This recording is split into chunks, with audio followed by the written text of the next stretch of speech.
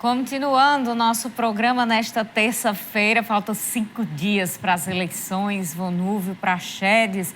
Tem candidato aí que está gastando sola de sapato, aproveitando esses últimos dias, últimos minutos. Essa é a última oportunidade de sair, de pedir voto, de fazer a zoada necessária para tentar converter o voto ainda dos indecisos. Tem muita gente que, Carol, vota por emoção, vota no impacto visual, talvez, e é este o movimento que os políticos, parte deles, está fazendo neste momento. Pois é, exatamente. Principalmente os candidatos a proporcional, né?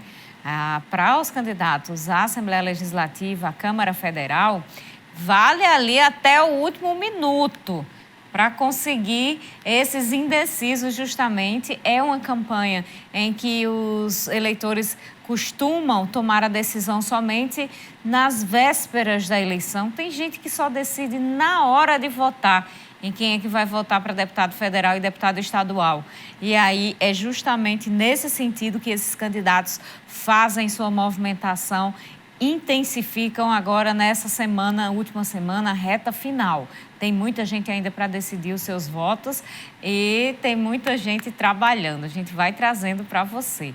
E hoje teve visita de pessoal do governo federal em Mossoró. Pois é, a ministra da Mulher, da Família e dos Direitos Humanos esteve hoje aqui em Mossoró. Cristiane Brito visitou as obras da Casa da Mulher Brasileira na cidade. Mossoró recebeu a visita da ministra da Mulher, da Família e dos Direitos Humanos, Cristiane Brito, nesta terça-feira. A ministra esteve na capital do Oeste Potiguar para acompanhar as obras da Casa da Mulher Brasileira. O equipamento será o primeiro do estado. Essa casa é um equipamento que visa principalmente o acolhimento humanizado daquela mulher que está em situação de violência. No mesmo espaço, ela vai ser atendida, ela vai ser acolhida, ela vai ter um suporte jurídico, da assistência social, o seu filho vai ser atendido enquanto ela também está sendo atendida. É um espaço para que essa mulher entenda que ela não precisa mais percorrer por vários órgãos públicos para fazer uma denúncia quando ela precisa sair desse ciclo da violência. Na comitiva, a ministra esteve acompanhada das Secretarias Nacionais de Políticas para Mulheres e de Políticas de Promoção da Igualdade Racial, além da secretária municipal de Assistência Social e Cidadania de Mossoró, Evanice Fernandes. A Casa da Mulher Brasileira, ela vem atender de forma grandiosa, porque toda a rede vai estar presente aqui, né? A saúde, a educação, a assistência social, todos vamos aqui atuar de forma coletivamente, a rede unida para atender a toda essa situação em que a mulher esteja vivendo. A pedra fundamental da obra foi lançada em agosto de 2021, com o objetivo de que a casa funcionasse em conjunto com o serviço público já existente aqui na cidade, voltados à assistência e atendimento às mulheres em situação de violência. Ela vai concentrar vários serviços em apoio à mulher, né? Serviço médico, serviço assistencial, serviço psicológico, psiquiátrico, né? Então vai ser um local em que a mulher não precisará ficar se deslocando, né, para vários órgãos, né, em diferentes locais.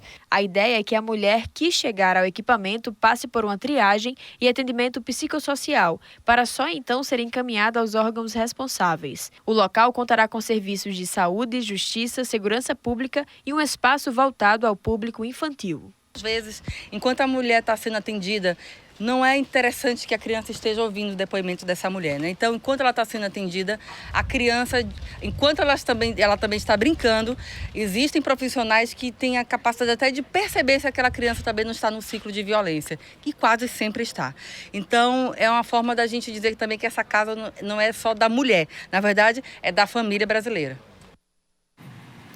Tá bom, então a gente vai trazendo as informações, esperamos que fique pronta o quanto antes.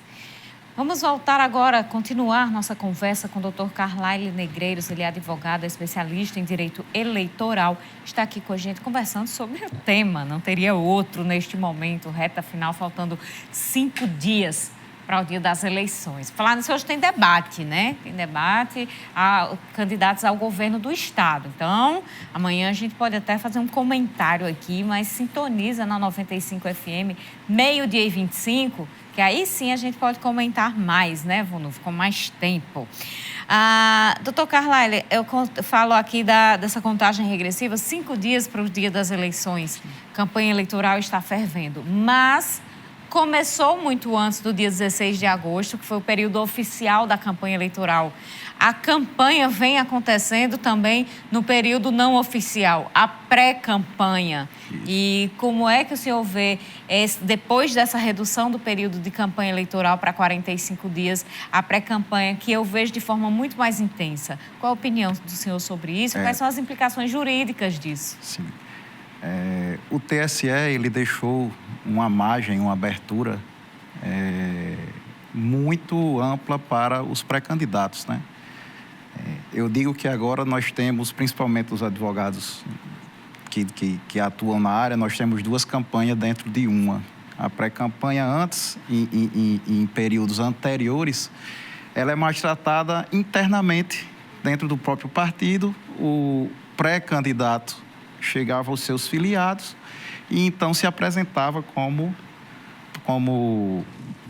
pré-candidato para disputar as eleições, as campanhas, e ele iria naquele momento tratar do que tratamos hoje diretamente com os seus filiados.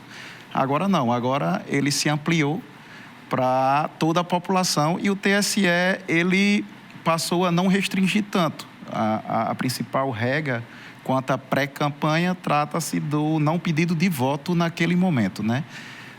O voto explícito mesmo, né? Até às vezes o próprio tipo de pedido de apoio, quando ele é um pedido de apoio muito repetitivo, ele se torna também como uma das irregularidades numa pré-campanha. Essa pré-campanha não foi estabelecido pelo TSE uma data exata. Eu acredito até que deveria haver uma regulamentação para esses momentos de pré-campanha e até acredito que deveria existir até um pré-registro desses candidatos, esses candidatos que na época se colocam como pré-candidatos, não é? E a nossa campanha para a população, ela iniciou, como você disse, em 16 de agosto, porém as eleições mesmo para os pré-candidatos e futuros candidatos que agora estão como candidatos, ela iniciou desde o início do ano. Há uma resolução de 2021 em que ele estabelece o calendário eleitoral com as regras, né, e limitações tanto durante a pré-campanha quanto já estabelecendo a campanha e também restringe para alguns candidatos, agentes públicos e políticos e bem como os próprios agentes públicos, gestores da administração em si, eles começam a ter certas regras a partir de 1º de janeiro do presente ano. Uma das principais regras que ocorreu assim que iniciou esse ano, em 1º de janeiro, foi a regra relacionada a quantos gestores na questão de doações pela gestão e de benefícios para a população. Há uma restrição desde o dia 1º de janeiro que os gestores, que a maioria o que questionam mas eu não vou ser candidato, então por que está me restringindo isso? Porque, logicamente, todos os gestores eles vão ter o apoio aos seus candidatos. Então, é por isso que há a restrição geral para todos que estão como gestores da campanha. Então, o que ocorre? Naquele momento, a partir de 1º de janeiro, no calendário eleitoral, já estabelecia que os gestores só poderiam fazer benefícios dentro da administração, doações, caso existisse já em lei municipal ou federal essas situações e que, mesmo assim, deveria ser comunicado ao Ministério Público para que ele fiscalizasse aquele tipo de doação. O maior exemplo que nós podemos dar para a população é as questões da Semana Santa. É um dos principais acontecimentos, porque sempre há, principalmente os municípios menores, aquela questão da doação de peixes. Então, se essa doação de peixe em alguns municípios não estivesse estabelecidas em lei municipal, então está vetado ao gestor deste ano de fazer essa doação. Agora, isso é relacionado, pode ser relacionado também, por exemplo, no caso aqui de Mossoró, para a mesma eleição sendo eleição geral, para o prefeito do município? Sim, com certeza. Todos os prefeitos, eles só poderiam fazer esses tipos de doações ou de atividades filantrópicas usando a máquina pública se existir uma lei que estabelecesse esse evento, esse calendário nas eleições e mesmo assim deveria ser informado ao Ministério Público. Outro ponto que já iniciamos em janeiro foi a questão das pesquisas eleitorais. A partir de 1º de janeiro, as pesquisas eleitorais elas deveriam ser registradas junto ao TSE para que pudessem ter a sua publicidade. Doutor, o que é mais grave nesse período de campanha e que pode comprometer os votos ali do candidato, pode comprometer a própria eleição dele? A gente viu um caso de 2018, foi com relação à prestação de contas. O deputado foi cassado, inclusive, por problemas das contas. Mas, além disso, o que é mais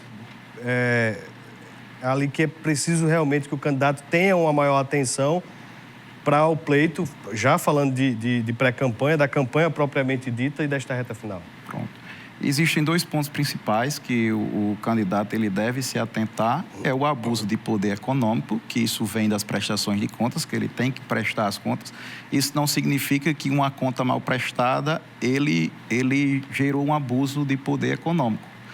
Porém, é uma das fontes mais que surgem as ações, as AIGE, para que investigue e apure nessas prestações de contas se houve um abuso econômico. O abuso econômico é quando há um gasto exacerbado e que ele não se comprova através das prestações de contas.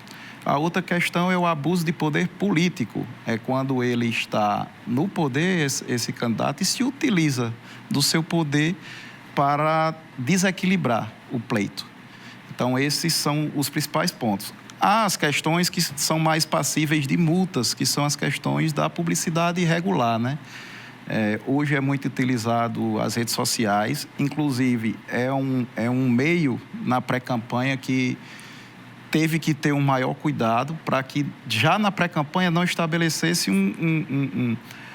ficasse registrado um abuso de poder já econômico de lá. Muitos candidatos, eles vêm se utilizando das redes sociais em pré-campanha com artes muito bem feitas, com publicidades bem realizadas. Então, de onde se gerou esse meio publicitário? Foi através do próprio candidato? Não, ele deve ter contratado uma equipe.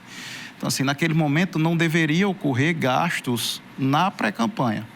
Isso ocorre da mesma forma durante o período de campanha. Agora, as redes sociais, a Justiça Eleitoral permitiu os patrocinados das redes sociais, né?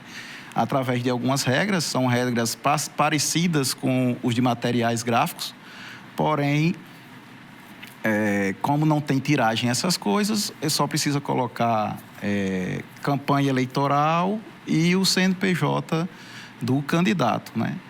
Porque esses patrocinados, hoje a gente já verifica que quando se sai um patrocinado desse, tem uma legendazinha do link que o eleitor clica lá, liga ao site do TSE, que registra que aquilo foi uma campanha, foi uma publicidade realmente registrada e que a Justiça Eleitoral está acompanhando.